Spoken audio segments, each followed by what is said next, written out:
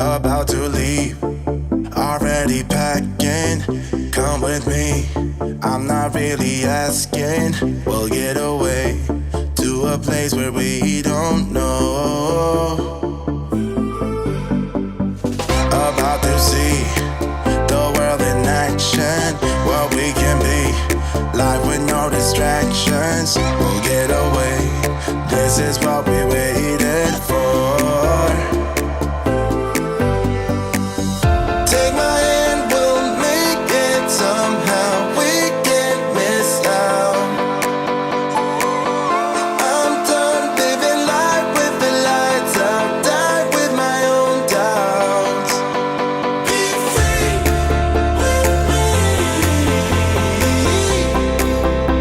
Let's go, let's be free with me.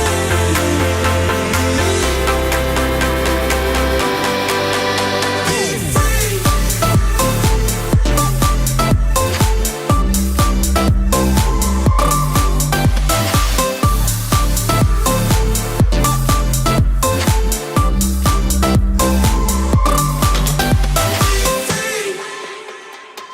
Not looking back, eyes on the freeway, Bonnie and Clyde, a classic cliche. We're on the run, this is what we waited for. Take my hand, we'll make it somehow. We can't miss out. I'm done living life with the lights out. Die with my own doubts. Be free.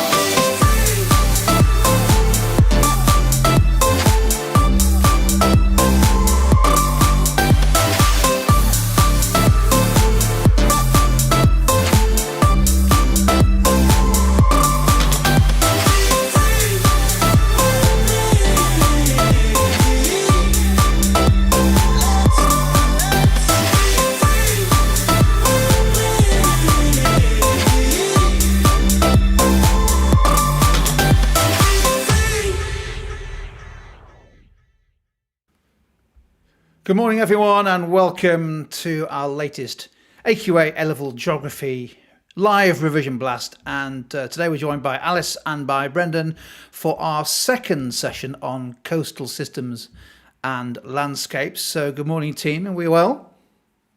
Good, thanks. Yeah, and you?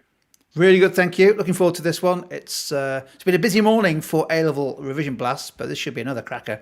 If you're joining us live for the first time, for any of these sessions, this session lasts roughly 30-35 minutes, unless it's economics, 2 hours. But Brendan and Alice have got a series of activities to run through to help us revise coastal landscapes and systems. Some of them might be multiple choice questions, in which case type and answer A, B, C or D into the chat window. Others might invite you to suggest a response, maybe type in some ideas, categorize some items, all kinds of different activities. And if you're live, of course, you're under a bit of time pressure, but hopefully you'll have enough time to have a go. If you're watching on replay or catch up at any stage, you can pause this video to give yourself a bit more time and then just press play again to see how you got on. I think that's just about it. Alice, Brendan, who wants to sort of give us a flavour as to what we're covering today, and then we'll crack on. Okay, Jim, thanks. Well, we've got a variety of activities today looking at coastal systems, and we're going to have bubble quiz, connection wall. We're also going to be looking at a couple of case studies in a particular way that will hopefully help you to apply your knowledge in other case studies if you haven't done the ones we talk about. There's going to be a picture grid, problem to solve, and then some multiple choice questions. So we're going to start off with the bubble quiz with Alice. Absolutely. Thank you, Brendan. Okay, so those of you who've done this before will know about the bubble quiz, but if you haven't, just to remind you that it's a bit like a multiple choice quiz, but the number of answers could in fact be that are correct could be 0, 1, 2, 3, or 4. So read the question carefully and listen up. So question 1, which of the following are associated with eustatic change? Specifically that takes place as temperatures rise and ice on land melts. So which of the following are associated with eustatic change that takes place as temperatures rise and ice on land melts? So it's a particular instance of eustatic change. Are these correct? Dalmatian coast, fjord, submergent features, and ria. Put A, B, C, or D in the chat window if you think they are correct landforms that are created or landscape features. Or you could put 0 if you think they're all wrong, I suppose. I'll give you a minute to have a think about that. So if you think a Dalmatian coast is caused by eustatic change with ice melting from the land, you would put A in the chat window. Okay, we've got some ideas coming in. Good, thank you for that. And yeah, absolutely. Good, we've got some good ideas there. Jim, could you show us the answer on this one, please? Okay, so in fact, in this instance, they're all right. So a Dalmatian coast, a fjord, a ria are all submergent features, and these would be created as sea level rises as a result of rising temperatures and ice melting that had been held on the land. So we can see the connection straight away between this topic and, say, the carbon cycle. When we're thinking about changing temperatures, but also we can start thinking about changes since the last glacial maximum, when I believe global temperatures were somewhere between 110 and 120 meters below current levels. And so we can see how valleys have been flooded and glacial valleys have been flooded in the instance of fjords. Okay, thank you. Question 2. Which of the following are associated with isostatic change or readjustment, specifically when the weight of ice has been removed from the land? Okay, so we're talking about isostatic change this time, or isostatic readjustment, when the weight of ice has been removed from the land. Okay, we've got raised beach, drowned valleys, marine platform, and emergent features. Which of those are correctly associated with isostatic change, where we've got the weight of ice being removed? Thank you for those people who are putting an idea in the chat window. Some good ideas there. Some good geographers contributing. Have a think if you're watching this on replay as well. Remember, you can stop it and have a little think if you need to. Let's have the answer on that one, please, Jim. Okay, so there was a trick one there, which was drowned valleys, which I think people avoided in their answers. Great work. But marine platform and raised beaches are both emergent features that we would see as the land rebounds from having that weight released as temperatures rise and ice melts from the land. And we're still seeing this process in the UK today. Northern Scotland is still rising. And this demonstrates to us that this would have been where some of the thickest ice sheets would have been over the UK. So areas of northern Scotland still rising today. Okay, thank you. Question 3, please. Which of the following are hard engineering methods? We've got A, recurved reinforced concrete seawall. B, groins, it could be wooden, steel, concrete, or rocks. Managed retreat, or rock armour, or riprap. So which of these would we associate with hard engineering methods? Some good ideas coming through in the chat already. I think possibly this is a bit more of a straightforward answer here. Have a go. Great, and we've definitely got some correct answers, Jim, so let's have a look at the answers. Yeah, absolutely. So seawall, groin, rock armor or riprap, they are all hard engineering methods that are used where, in an instance where perhaps the local authorities decided that hold the line is the approach, and it's a way of protecting, it's a very expensive way of protecting a relatively short stretch of the coastline to protect key land uses, perhaps services and property. Managed retreat being quite the reverse, and all about no active intervention, so you wouldn't be creating hard structures for that. Question 4, please. Which of the following are soft engineering methods? Which of the following are soft engineering methods? So we've got A, beach nourishment, B, sand dune regeneration, C, seawall maintenance, and D, cliff fixing. What do you think? Are those all familiar terms? Okay, so we've got some people jumping straight in with some good ideas.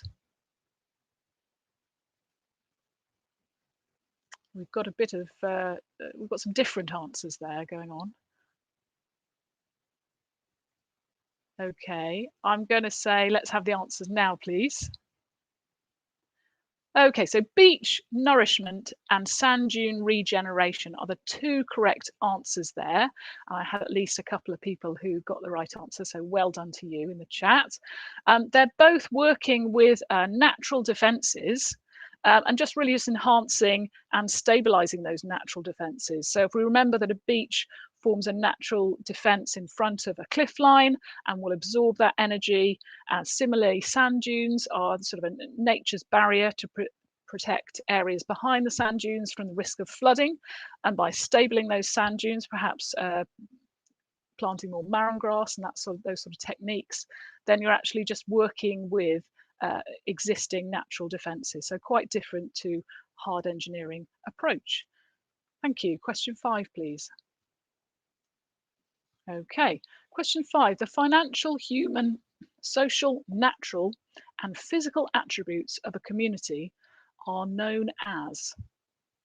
So we're looking for an umbrella term here for the financial, human, social, natural, and physical attributes of a community.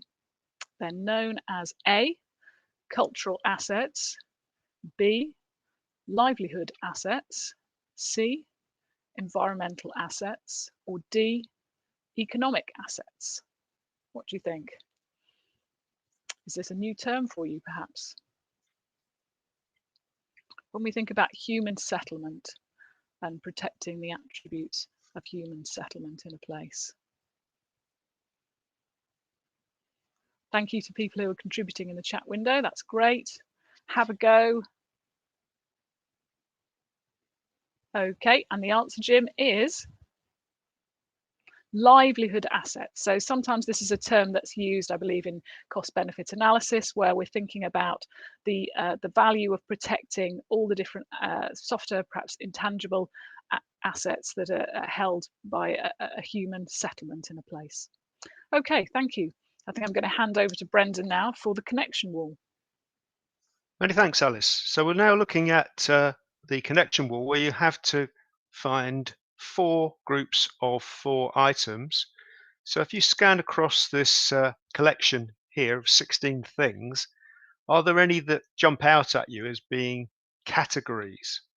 And if you're going to categorize 4 of those things 4 times, can you think of the reason why they are grouped together?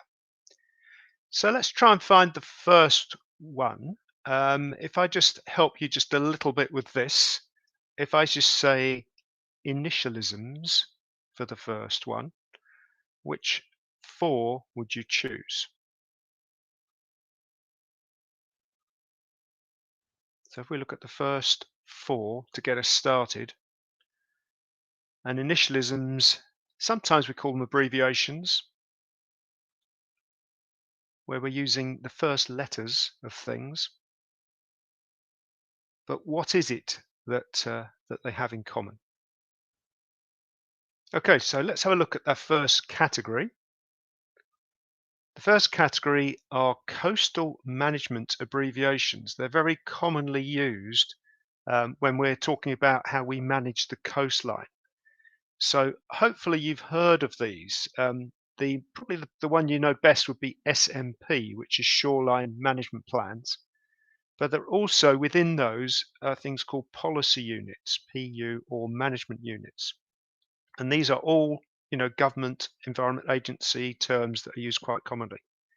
Then we have ICZM, which is the Integrated Coastal Zone Management associated with that.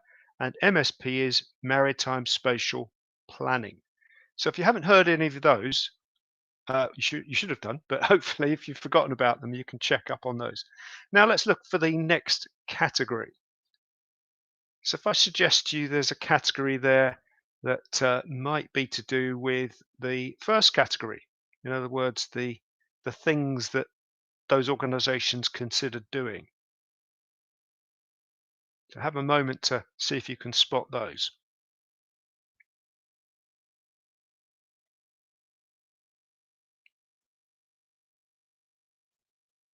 So some good guesses coming through here, informed guesses even. Now, if I suggest to you sometimes some of the next category they use initialisms as well. So you might have something like ATL, HTL, RTL. So let's look at the next category answer, Jim. And that is these coastal management strategies. So ATL, advance the line, HTL, hold the line, RTL, retreat the line, sometimes called managed realignment, and the do nothing, which is sometimes abbreviated to NAI. You sometimes see that in shoreline management plans. Let's go to the third category. So the third category and the fourth category are sort of studied at the same time. They're like opposites of one another. So see if you can find the some very good answers coming through again.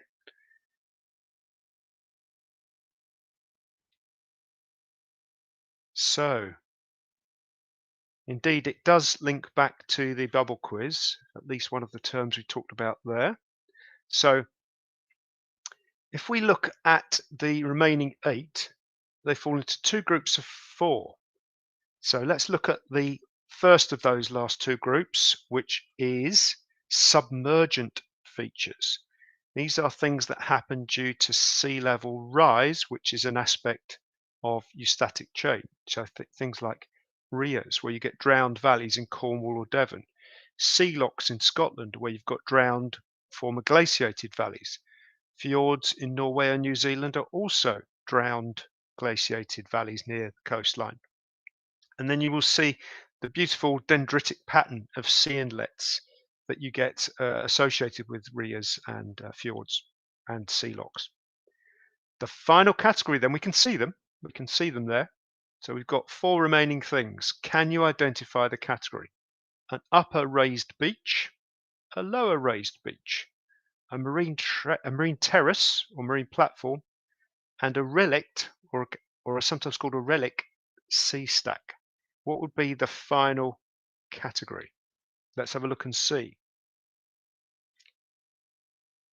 They are emergent features. So these are things that might be associated with isostatic uplift. So well done if you got those. And we're moving on. Let's move on to the next category. And it's a case study alert. Now, the case study alert here, let's have a look at the challenge. So the case study for this one is to do with, we're looking at the Suffolk coastline. You don't necessarily have to know about the Suffolk coastline, but if that is something you've studied, it might be helpful. So Suffolk coastline, of course, is on the eastern side of England in what we call East Anglia. It's a coastline that's only about 50 miles long, but there's an awful lot of things going on along that coastline between the Norfolk coast to the north and the Essex coast to the south. So the stretch of coastline that's normally studied is between Lowestoft and Orford Ness. So Lowestoft is a town on that coastline. Orfordness is a massive sort of physical feature, a spit along that coastline. And it lies within one of the shoreline management plans, number 7, in fact. So it's a very low-lying area. There are lots of ecosystems there which provide valuable habitats, things like salt marsh, halloseas, and sand dune samaseas. So if we have a look at these categories here, the idea is that you link the letters on the left with the numbers on the right. So the letters on the left, I'm not going to read through all the things on the right, but if you look at the left, we've got the shoreline management plan. What could be most closely associated with that? B, the coastal processes and features. C, existing defences. D, issues. And E, future plans. So let's have 60 seconds to think that through. All you have to do is come up with the sequence A, B, C, D, E and put the numbers in the right order.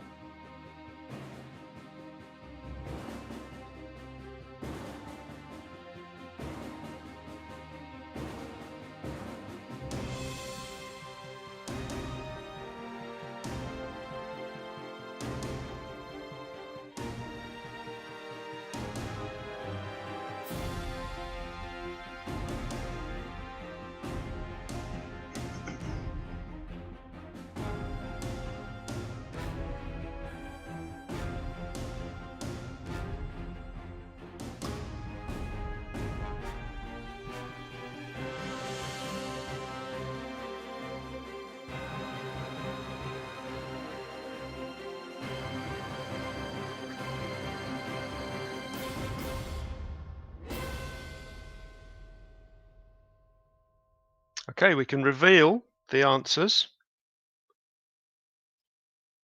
So have a look at those and see whether you think they were the things you would have put down.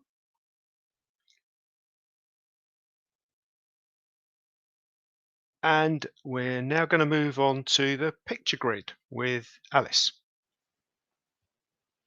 Great, thank you very much. And there's some really good answers going on in the chat. I can see we've got lots of really engaged geographers this morning, so that's wonderful.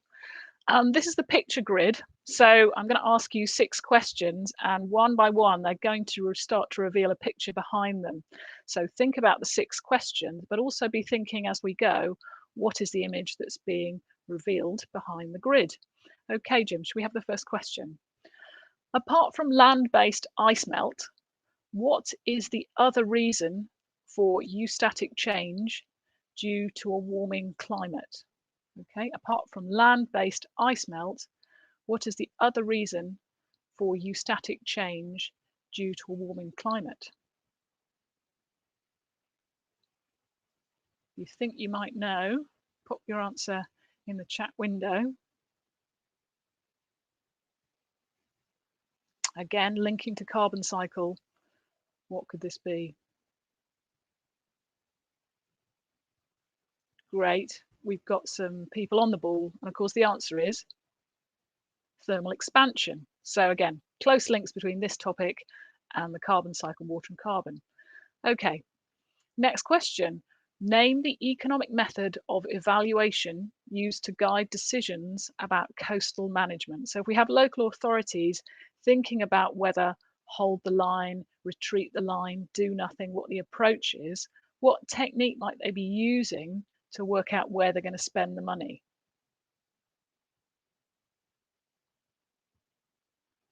Great, some people straight to it. And of course it is cost benefit analysis. Thank you. Right, next question then. Oh, we can see a bit more of the picture there, so start thinking about that. What term is used for people or groups affected by decisions about coastal management strategies or developments? So what term is used for people or groups affected by decisions about coastal management strategies or developments? What do we call them in geography?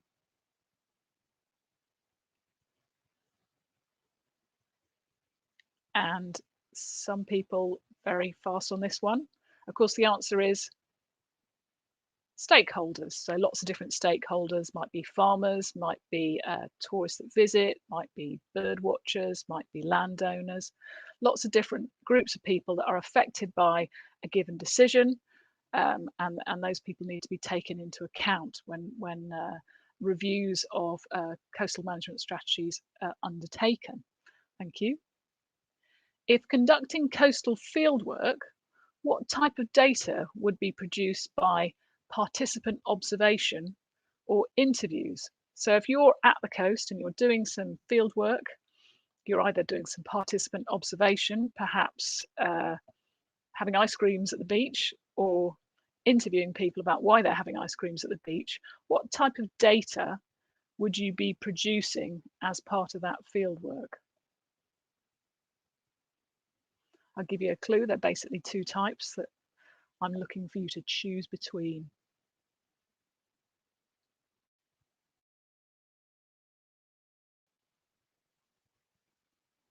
Oh, actually, there are more than two types looking at your responses, but I've got two brilliant answers, even better than ours. The answer I was looking for was qualitative data, but people talking about how it would also be primary qualitative data as well. So well done to you. Next up, suggest two advantages of the use of hard engineering in coastal management. Two advantages of the use of hard engineering in coastal management. If you want to, it might be more realistic to just put one advantage of hard engineering in the chat window, if you can do that quickly. Yeah, absolutely. Longer lasting than perhaps other types of investment. It's creating a physical barrier, so it's reducing the erosion of the coastline, absolutely, and might be protecting buildings behind. Great. Let's go for that. Let's go for that answer then, please. What have we got? So long-lasting protection for target communities, transport, leisure, and recreational amenities might be created as part of this. So absolutely. So we might have something like a new walkway that's created above a seawall, somewhere, an esplanade, somewhere to promenade. Thank you. Last question. Oh, what's that picture? Suggest two disadvantages of hard engineering of the coast. Two disadvantages. Because you don't see it everywhere, do you? Again, just put one disadvantage in, if that's more realistic. Yes, absolutely. Very expensive to build and maintain. So we're looking at this sort of thing over very short stretches of coastline. Maybe an eyesore, depending on what type of technique is used. Great. Yeah, not everyone's a fan of these things, are they? What answers did we have? Expensive to build and maintain, absolutely. So we're talking about hundreds of thousands of pounds. Aesthetics, appearance may be disliked by perhaps the local people and could have a negative impact on ecosystems and other coastal areas. So if we think about the impact, changing the process of longshore drift and therefore perhaps depriving sediment, depriving places downstream of sediment, that all these things have a knock-on impact. And what do you think of this picture? What's the image behind the grid? Let's have some ideas. Maybe you recognize this. Or maybe you can just tell me what sort of techniques being used here.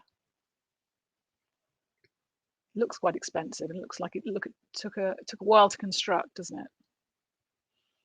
Okay, so it could be, yeah, in the background, we could be looking at some sort of large groin structure. What have we got in the foreground, would you say?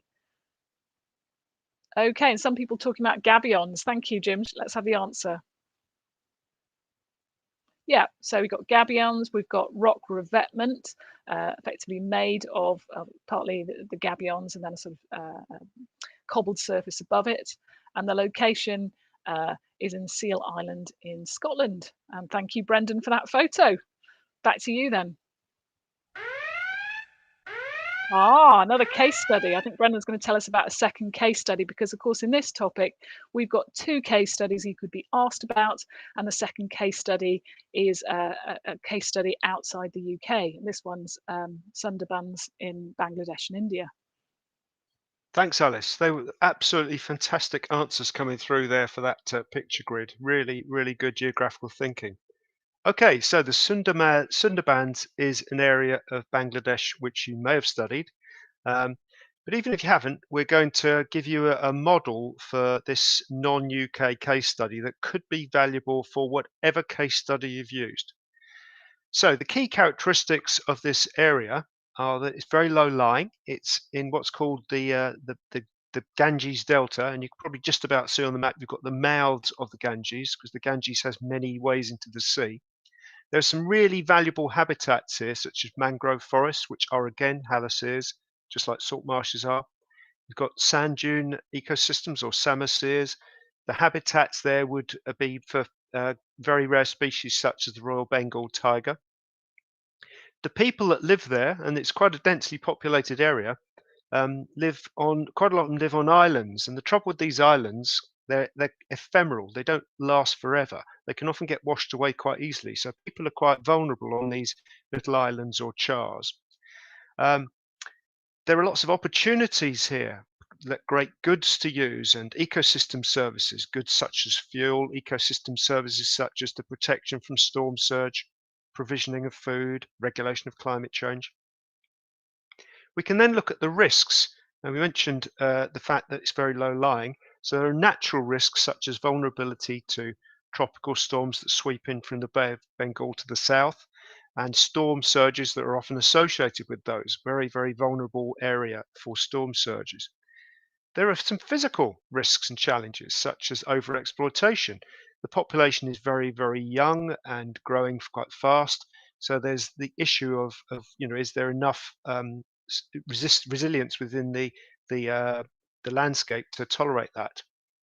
There have been some destruction of some of the mangrove areas, and that's a problem too. We then move to look at resilience. So any of your case studies, you need to consider the resilience of the people there.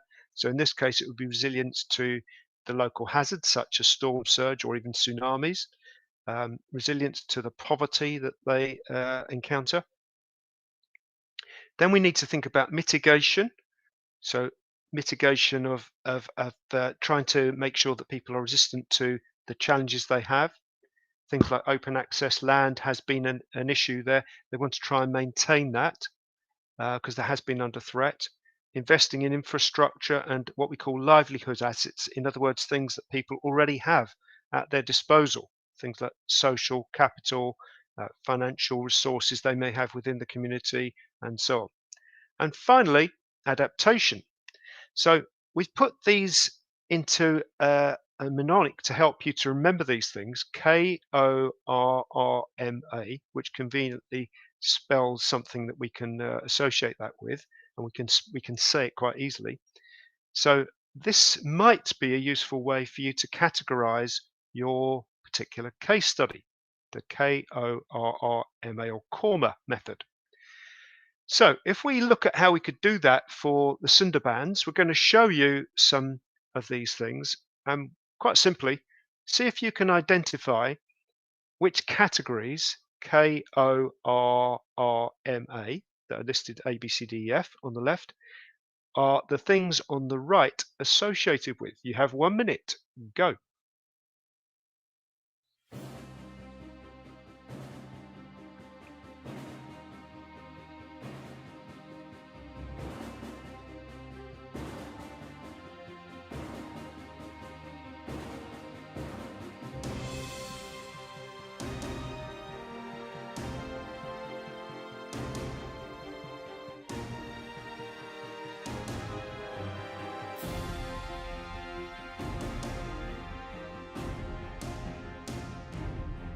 So can you link the items on the right, 1, 2, 3, 4, 5, 6, and link them correctly with the categories on the left?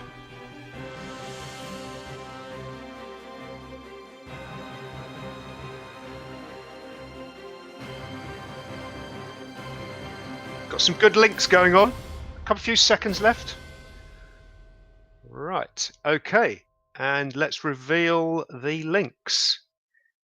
So, key characteristics would be the geographical aspects, the kind of basic geography of the area, a description of the kind of ecosystems they have in the area. In this case, it would be mangroves and semiseres, swamps. Then we look at the opportunities. So we talk about the range of goods and the type of ecosystem services at people's disposal. In the risks and challenges, we talk about natural hazards and human hazards. We talked about those examples earlier on, natural hazards such as storm surge, human hazards such as overexploitation and habitat destruction. Then we consider resilience, measures to counter the vulnerability to hazards, and measures to counter the poverty of the area, which they have some natural things at their disposal to help with that. Mitigation, maintaining the open access lands, the CARs as they're called, and harnessing the livelihood assets. And finally, adaptation could involve things like community education, improving or rebuilding or putting new cyclone shelters in that are multi-purpose, salt-tolerant crops, conservation designations, and ecotourism. So hopefully you found that mnemonic a useful way to structure your thinking about the case study that's not in the UK. Right, and finally today we have some multiple choice questions led by Alice. Thank you, Brendan, and some appreciation for your mnemonic in terms of a good way to remember these things in the chat there. Okay, question 1. What fieldwork technique is used to collect data to create a beach transect? Okay, so you may well have been doing this last summer or in previous summers. Is it A, beach measuring, B, beach sloping, C, beach profiling, or D, beach gradienting? So what will be the result of the work of these people? You can see they've got ranging poles. What do you think they're up to? What are they trying to do? It's a form of primary data collection, isn't it? Great, some good answers in the chat. And of course, the answer is they're involved in beach profiling. So that's what they're looking to create. Now, question 2 is linked to this. So if you want to create a beach profile, you've got your 2 ranging poles, you've probably got a tape measure, working your way across the beach using a beach transect. What fieldwork instrument is used to measure the angle of the beach? And did it look like this one? Is it A, a clinometer, B, an inclinometer, C, a slope measurer, or D, a slopeometer? Lots of people going A. And remember, these are Brendan's jokes, so credit for Brendan in the chat, please. Question 3. Oh, I'm Jim, I'm jumping ahead of you. What is the name of the scale used to measure pebble roundness? So if we look at this photograph taken on the beach, could be Chesil Beach, couldn't it?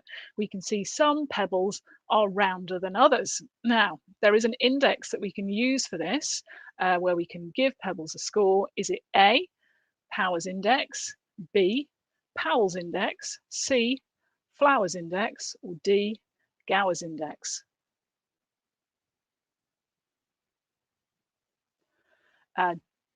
Jim, if you could just stick to the answers on the slide, that would be great.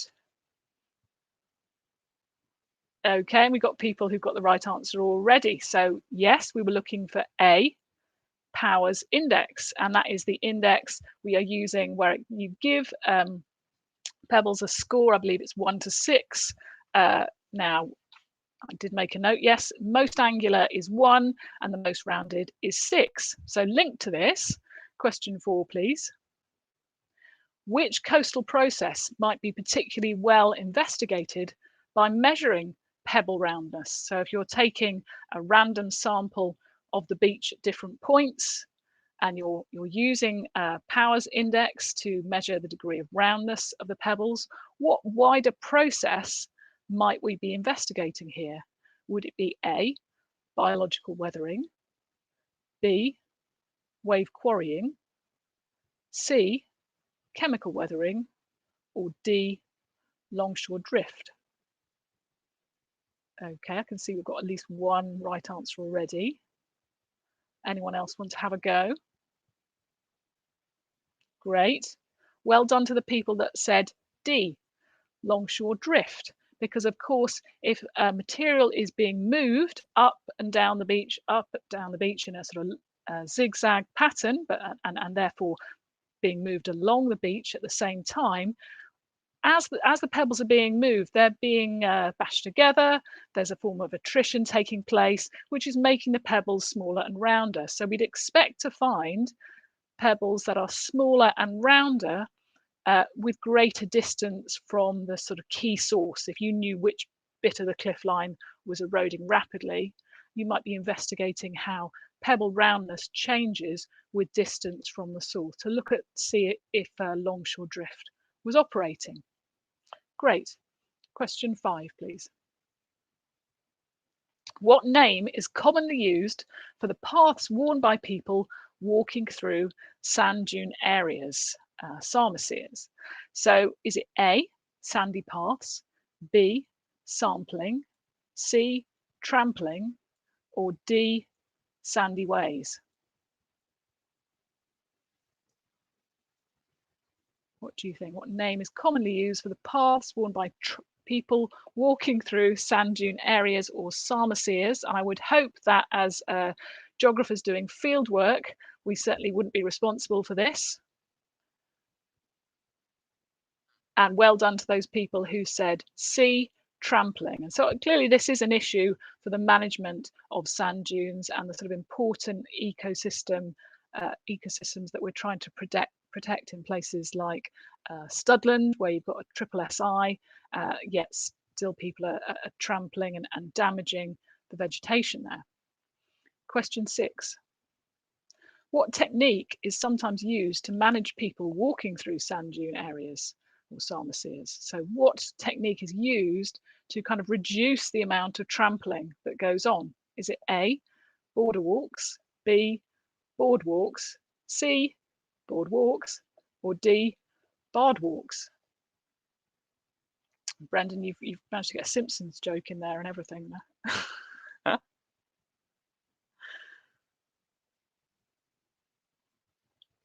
Okay, and those people that went C, boardwalks with the correct spelling, you're absolutely right. Good. Right, number 7, please. What name is given to a pillar of rock that used to be in the sea but is now above sea level? So look at this photograph taken in Oban or near Oban. Is it A, an antique stack, B, a relic stack, C, a derelict stack, or D, a depict stack?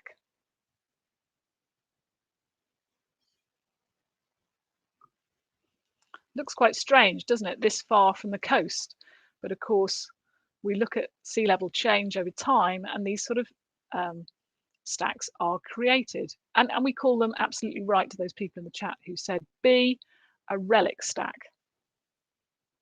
Okay, and question 8, please. Name the process responsible for creating such features, causing the land to rise up, e.g. following an ice age. So what we're seeing is the land rising up. Is this due to A, ecstatic change, B, isometric change, C, eustatic change, or D, isostatic change?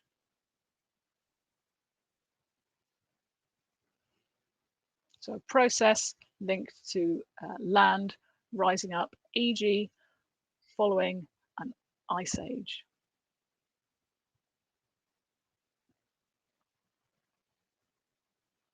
Great, and well done to those people that said D. The answer is isostatic change. So we got that land rebound, which may go on for years and years and years after the ice has melted. Question 9. Which coastal management strategy appears to be in place at Cove Hive on the Suffolk coast of the UK? So have a look at the image. Lots of images used in test papers. You've got to be able to sort of interrogate, make sense of a coastline you might never have seen before. What's going on? What do you think the management strategy is here?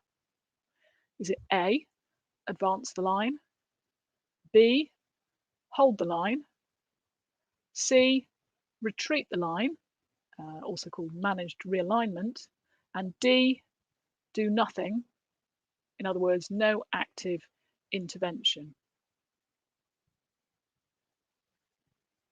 Think about what you can see in the foreground and what you can see in the background.